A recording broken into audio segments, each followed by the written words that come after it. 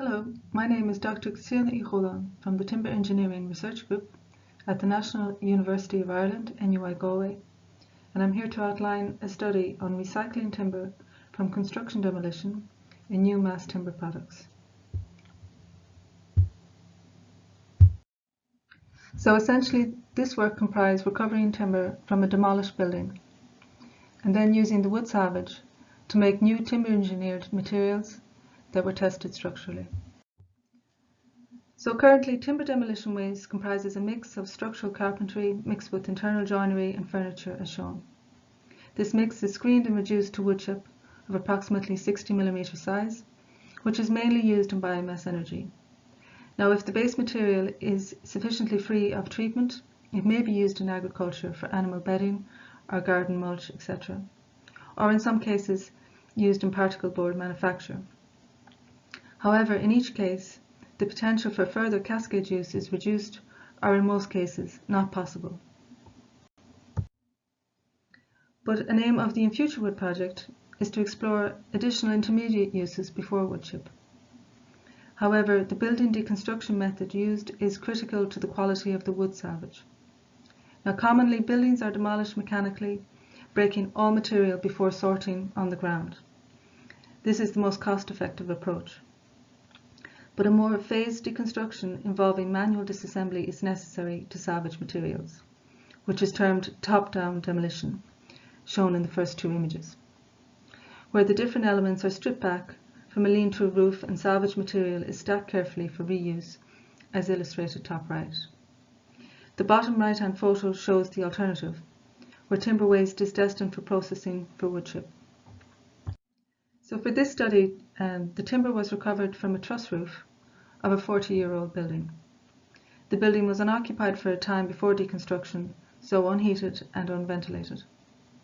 The timber in situ is shown top left. As you can see from the image, where sunlight is coming through the roof felt, that the building was in poor repair and water ingress was likely. Now, 40 years is a reasonable lifespan for building elements, but we hope to extend the timber lifespan further. The next three images show the recovered timber boards during different stages of preparation for reuse in CLT panels.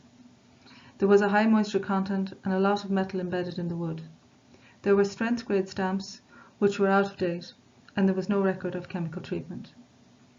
Now, for comparison, the study included the manufacture of CLT panels using virgin wood of a similar grade, which is shown bottom right, to ensure that we were comparing like with like, and considering that the material characteristics of timber are variable in general. Non-destructive tests of both the wood salvage and the new wood allowed the selection of a match group of similar timber boards.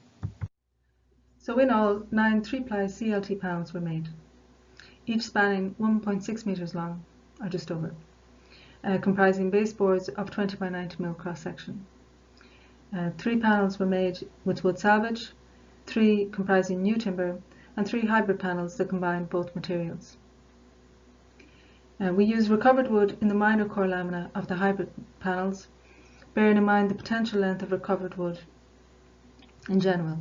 Considering intermediate supports, notching and so forth, the recovery of board lengths of 3 meters is reasonable, and this is the width of commercial CLT panels generally, hence reducing the need for finger jointing in large proprietary CLT panels using wood salvage in the future.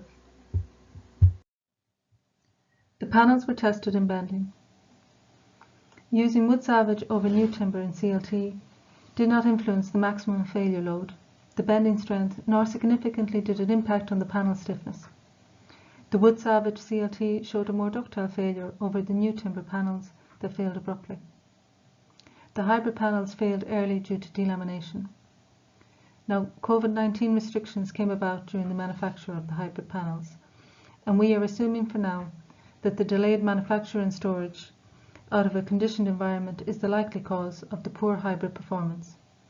So we intend to make new hybrid panels and retest.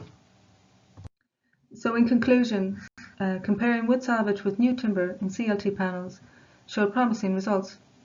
The base wood material did not influence the maximum failure load, nor the bending strength of the panels, nor did it significantly impact on the panel stiffness.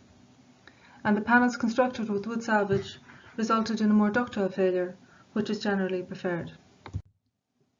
However, the effort to salvage the wood from the demolition site and to remove all non-timber material was significant.